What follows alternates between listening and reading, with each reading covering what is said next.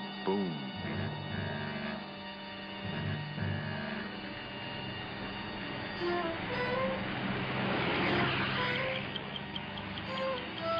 I've got a suitcase chock full of money, Charlie, and 5 phony driver's licenses. Fine. Sounds like what we're looking for. There's only one big problem, Angel. There's a bomb attached to your car. A bomb? Yes, pull into the first vacant area you see and forget the speed limit. How long have I got, Charlie? I wish I knew, Angel.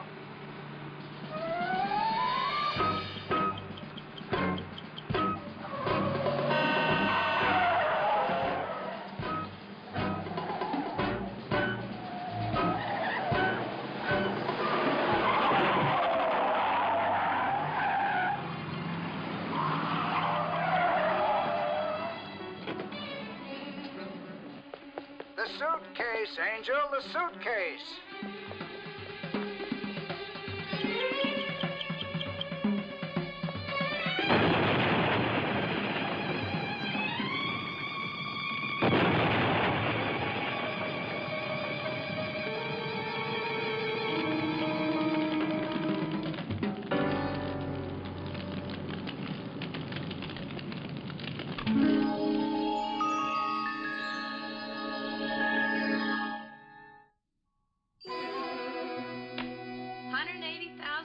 Washingtons.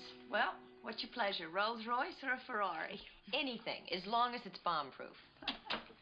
A rental car to replace the one that you demolished will be ready to be picked up this afternoon. You know, you girls go through cars like Evel Knievel goes through motorcycles.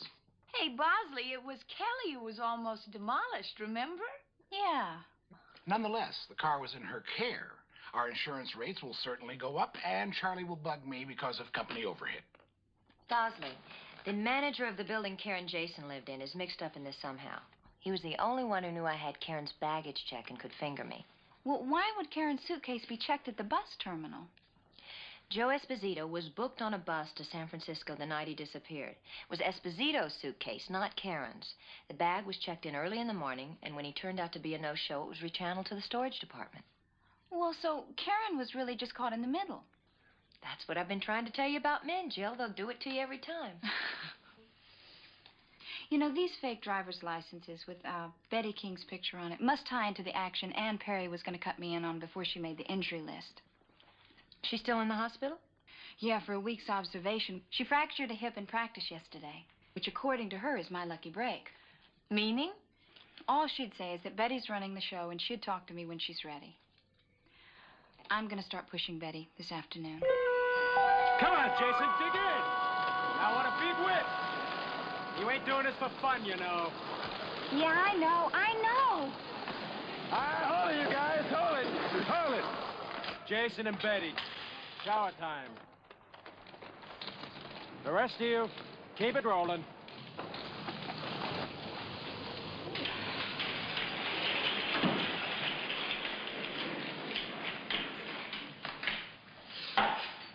You were grooving out there, sweet cheeks. You mean that whip earlier? Hey, that was all you. I just went where you threw me. You just stay on your skates and let me decide where you go, and we'll both be looking good. That's what Annie said before she got hurt. Yeah? Yeah, she also said a few other things. Like? Like, you had some solid connections and could help me get some heavy bread. I told her to cool it until I was ready. It just ain't up to me. Look, I've been Karen's younger sister all my life. Now she's gone. I want to do something on my own. I don't want to grow old waiting. I'll have to borrow your driver's license. Okay, you got it. What's the deal? You keep pushing. There won't be any deal.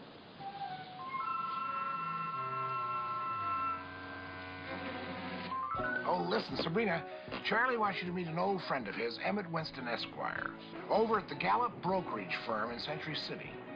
He'll be expecting you at noon to discuss the financial status of Hugh Morris.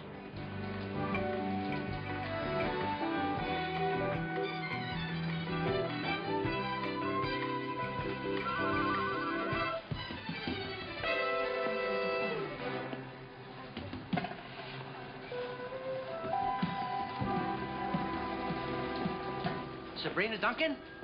Yes? Emmett Winston, Esquire. How do you do? Come into my office, this way. So you work for good old Charlie, huh? Sit down. Sit down. You know, Charlie sent me up the river a dozen years ago on a stock swindle. Well, then when my parole hearing came up, he talked to the powers that be and said he'd keep me on the straight and narrow if they put me back on the street. He said it's easier to beat the market than to cheat it. Like always, Charlie was right. Oh, would you like half of the straw meat? No, thank you. Charlie said you might be able to tell me about the Hugh Morris Corporation. A small conglomerate, trade over the counter, 11.5 this morning, down 12 points in the last 6 months. Went public in '74 by acquiring Mainland Insurance, a small independent insurance company with substantial reserves. Changed the name to Morris Insurance, but retained original management. President Jessica Farmer. Any idea why it's down 12 points? Bad profit and loss statement. The tornadoes have always been losers, but the puzzler is Morris Insurance. They sustained heavy losses from unusual policy settlements. Well, what would that do to Hugh Morris's personal finances? If the insurance company's heavy settlements continue, it could be pushed into bankruptcy. Are you sure? Miss Duncan, on any given day, I've got about $2 million in the market. I've got to be sure. I see what you mean. Oh, something Charlie might be interested in. Someone keeps steadily buying Morris Corporation stock, but not in blocks that support the price. Could it be a takeover strategy? It's possible. Is there any way we could find out who the buyer is? Won't be easy. But for Charlie, I think I can swing it. Thank you, Mr. Winston.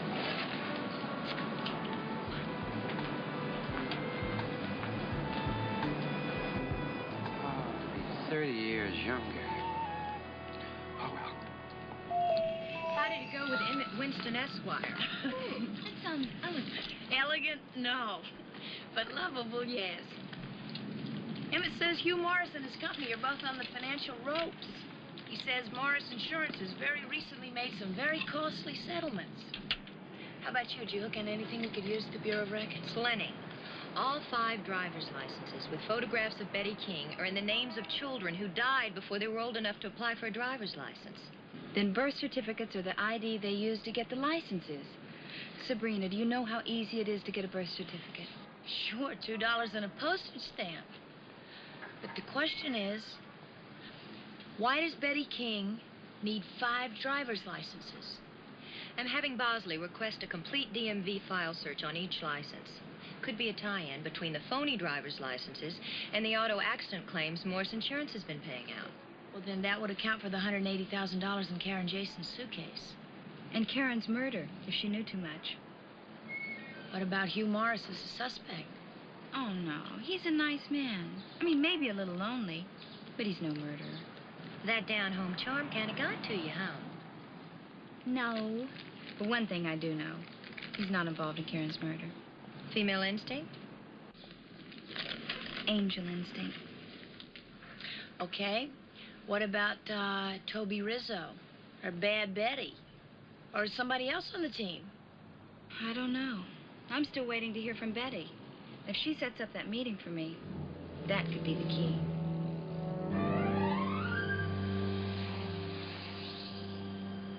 You fake the accident tomorrow following the afternoon roller game. Betty is going to crash into your car. When the police arrive, she will admit that the accident was her fault. What about the injuries? Well, you're an athlete and you know when you're going to be hit. We don't expect you to be hurt. But the doctor we send you to will confirm your claim of a serious, permanent injury. What if another doctor happens to examine me? No way. The police report will show I'm at fault. So my insurance, whatever name I use this time, picks up your tab and mine. No questions asked. Because I control Betty's insurance. I simply make a corporate decision that it is preferable for Morris Insurance to settle out of court rather than to incur a substantially larger loss later on after an unsuccessful court trial. What does Mr. Morris say about the settlement? Well, he takes my advice and leaves the insurance company to me. He prefers making TV commercials and playing cowboy with his roller derby team. He'll never know that you and Betty are involved. How much do I get paid? 10% of the settlement to you, 10 to Betty. The rest is none of your business. Accidents like this have to be reported to the Department of Motor Vehicle, right? Mm-hmm. What's going to happen when my name keeps showing up time after time? Aren't they going to think something's funny?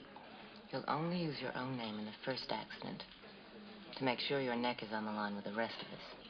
After that, you'll be provided with phony driver's licenses and specially purchased cars. Sounds easy. It is. As long as you do what you're told. Oh, I will, absolutely. I need the bread. I'll do whatever you say. Make sure that you do.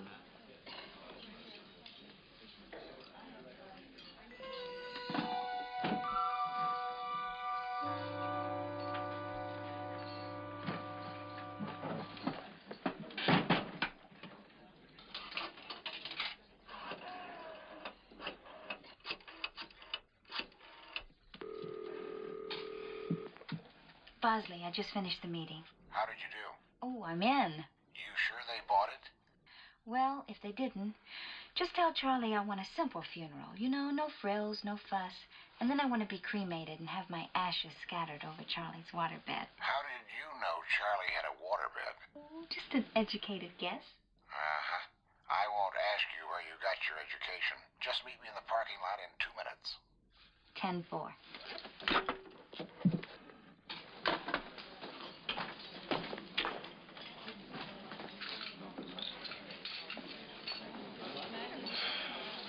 Barbara Jason, where is she? Well, we worked out a deal and she left. Something wrong? Yeah, there's something wrong, all right. We're about to be taken by our own scam. What? The broad's got a driver's license that says Barbara Jason. Her car is registered to Barbara Jason. Our contact in Sacramento got a hold of some classified information from the company that insures her car. And? The policy's carried by Townsend Investigations. A private eye? And that's not all. Miss Kelly Garrett, the writer we tried to bomb.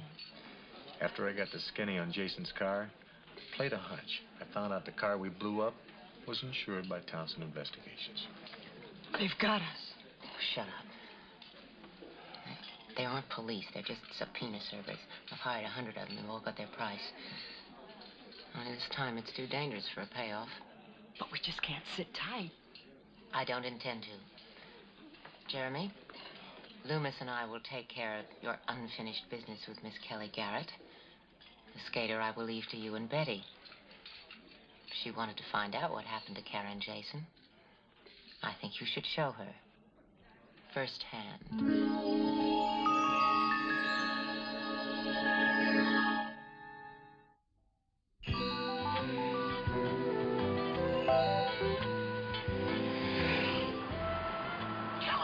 Yes, Bosley. Listen, I've got Red Loomis on the Women's View line. He says he wants to buy you. He's standing in a long line. What exactly was his offer? He said that you should go to the Backwoods Inn on top of Miller Canyon in an hour. Use the back entrance if you'd like a lot more of what you found in Karen Jason's suitcase. Okay, tell him I'll be there. Well, look, that's dangerous. I mean, you know that he's the one that fingered you for that bomb thing. But now we know where he's coming from. And what good is $180,000 and some driver's licenses if we can't use them to draw Loomis and his friends out into the open? Bosley, I've got to chance it. Tell Charlie I'll check in with you if I smell trouble. Kelly! Hi, Red.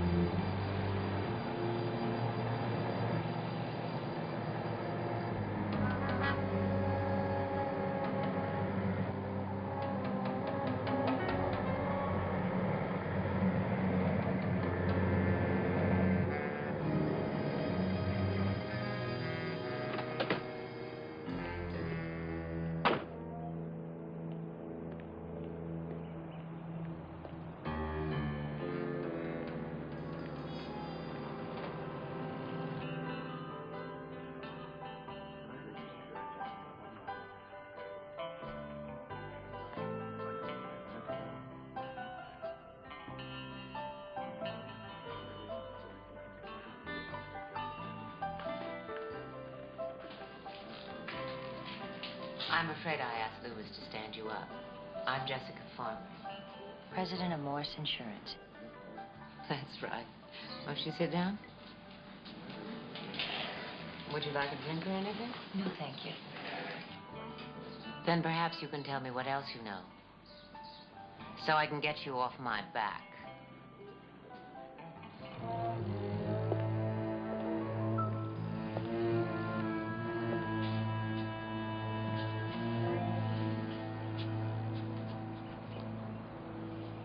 I really think we're wasting each other's time. Oh, no, wait, don't run away before you hear what I have to say. You may be sorry you did. Sorry about what? I want to make you an offer. That sounds more like it. For starters, I know that you and the skater posing as Barbara Jason are with Townsend Investigations. That and a dime will get you an operator on a payphone. I'm not talking about dimes, love. I am suggesting that you give me the phony driver's licenses and keep the money for yourself. I've already got the money. So if you want the driver's licenses, you'll have to raise the ante. And don't forget about my friend. You are tougher than I thought you'd be. How about another $50,000 for the licenses? All for you. You can forget about your friend. What makes you think she'll forget about me? Let's just say that your associate has been trying to follow in Karen Jason's footsteps. And in today's game, I have a feeling she's going to. All the way. When can I get the cash? Monday morning, after the bank's open. My office. I'll be there. With a license to steal.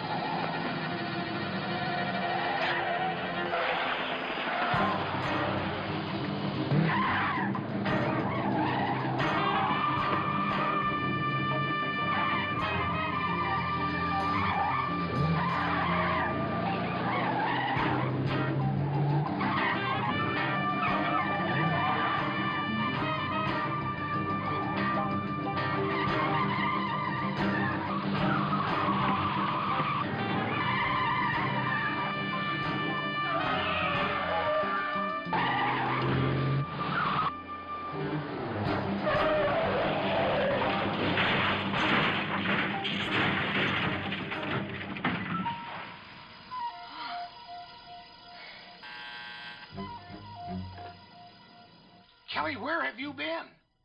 I've been on a roller coaster ride. You were at an amusement park? Nothing amusing about what just happened to me. And that rental car you got me, Bosley. Don't tell me. I don't want to hear. What is it with you and cars, Kelly?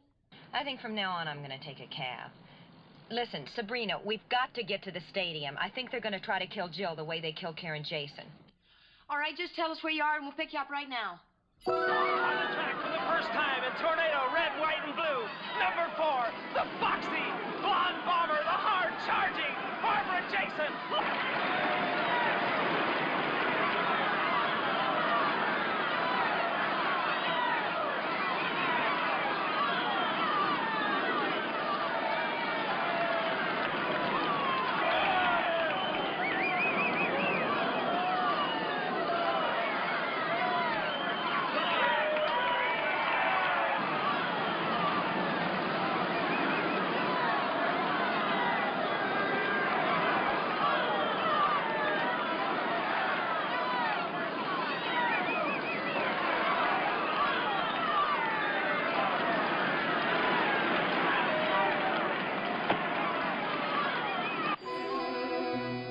told the police to meet us. My DMV files on all 5 of Betty King's fake licenses show major accident reports made in the last 6 months. And Morris Insurance shows up in every instance.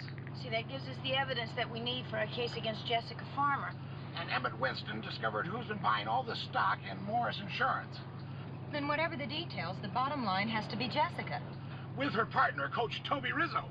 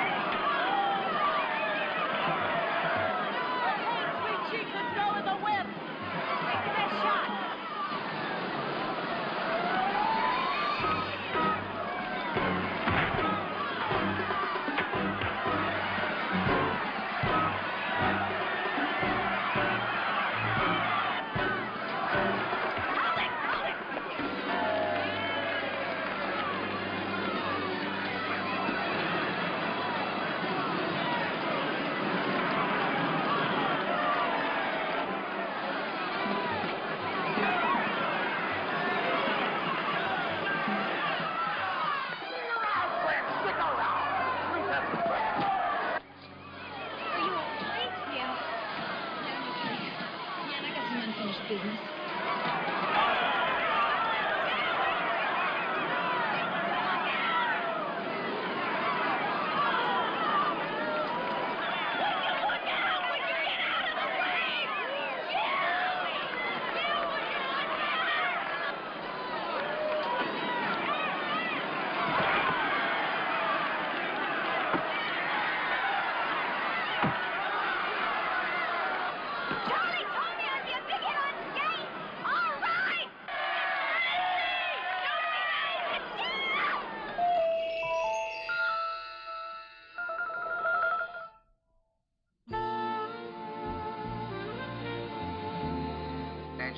Jessica Farmer and her friends are all facing murder 1 for the deaths of Joe Esposito and Karen. Seems that Esposito started it all by trying to blackmail his former associates. So they eliminated him. And Karen when she got in the way. Hugh Morris has a major rebuilding job to do on his tornadoes. I hope you won't give in to his inducements, Jill. Oh, is that a counteroffer, Charlie? I never mix pleasure with business, Angel. You should know that by now. Is the real Barbara Jason going to try out for the tornadoes, Charlie? She's already signed up, and with a generous bonus.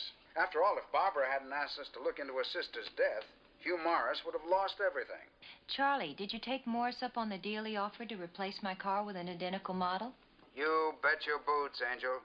But when it comes to horse trading, I have yet to come out on the short end. I not only beat him down on the price, I got him to throw in a special winner's trophy for outdealing him. It's a remnant of the Old West, a symbol of a vanishing breed. A buffalo head. Amazing, Angel. How did you guess? Never mind, Charlie. But if you ever get tired of it, I know where you can trade it in on a '55 Pontiac.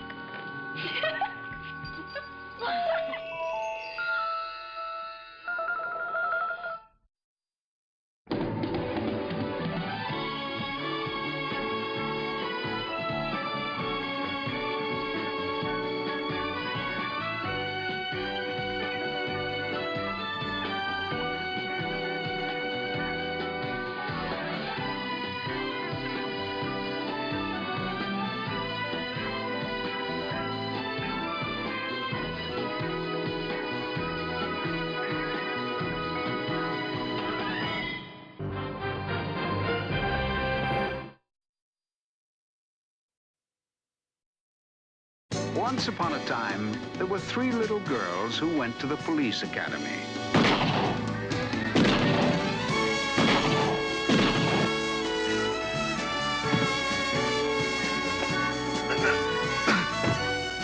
And they were each assigned very hazardous duties.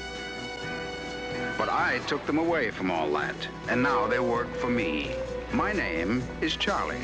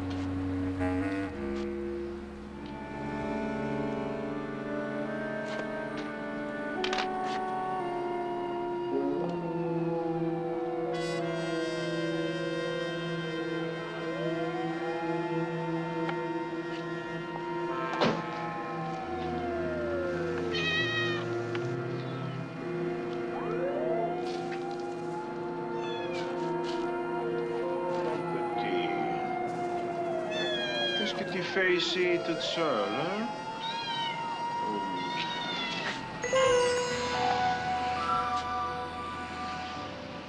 I should have gotten to you sooner, Charlie. Smith in Kingston in England a month ago. Then Walker in Jamaica.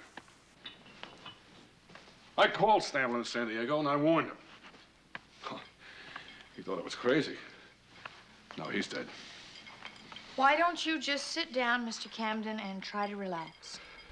Do you believe it's possible, Charlie, after 30 years, it's all connected somehow? Well, John, it's not likely, but obviously it is possible. The special unit you commanded during the war, it was Army OSS? Well, actually, it was Combined Allied Intelligence Unit. Officially, it was under the command of General Danworth in London. Charlie was Danworth's aide at the time. Being in the field, I had to act pretty independently. Charlie, the way these four were killed, it must be the work of one man and obviously a professional. Yes, what we've got is a highly experienced assassin.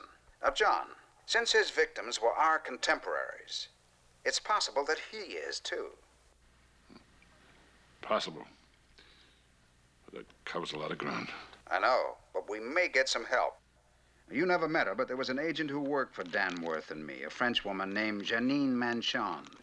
She knew nearly every operative in Europe, including the ones who work for you, John. She lives here in Los Angeles now. She owns a small boutique on Grand near 8th, Madame's. Now, she's agreed to talk to you. Call me after you've seen her, and I suggest that you move quickly. Bye-bye, angels. Mr. Camden, until we decide how to proceed, I think we better take you directly home. Now, if your theory is right about your friend in San Diego, it won't take the killer long to get here.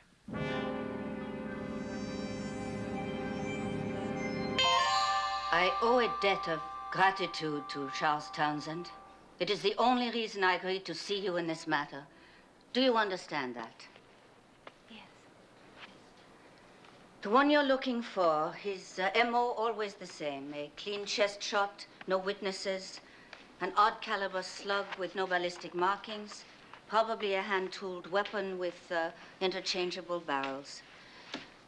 This could be a man who was known only as Jericho. He worked as a free agent for the Allies during the war. You knew this Jericho? I worked with him once. Oh, can you describe him? You believe he is here? Or maybe on his way here. But you're not certain. None of you are certain. No. By the time the war had ended, people such as myself had made enemies. Charles, Charlie, as you call him, arranged for me to come to this country, take a new identity, make a new life, a safe life. You want me to risk all of this now and become involved? 4 men have been killed. More might be killed for reasons none of us understands. We don't want to hurt you. We want to help him.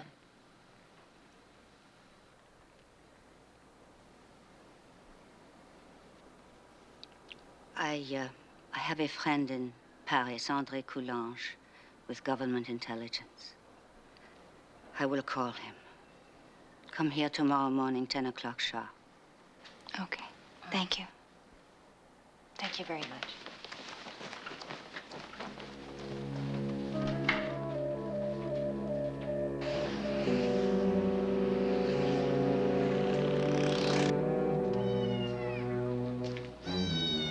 May I have a saucer with some milk in it? And a room, of course. I'm sorry. We don't allow pets. Listen. The cat and I are companions. I'm sure you can make an exception.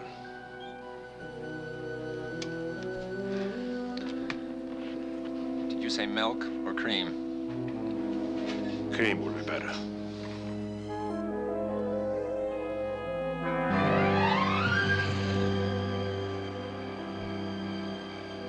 You haven't been married much, have you?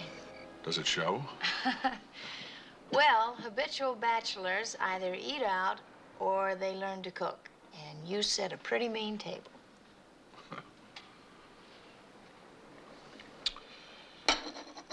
Well, after the war, I was locked in mortal marriage for a while.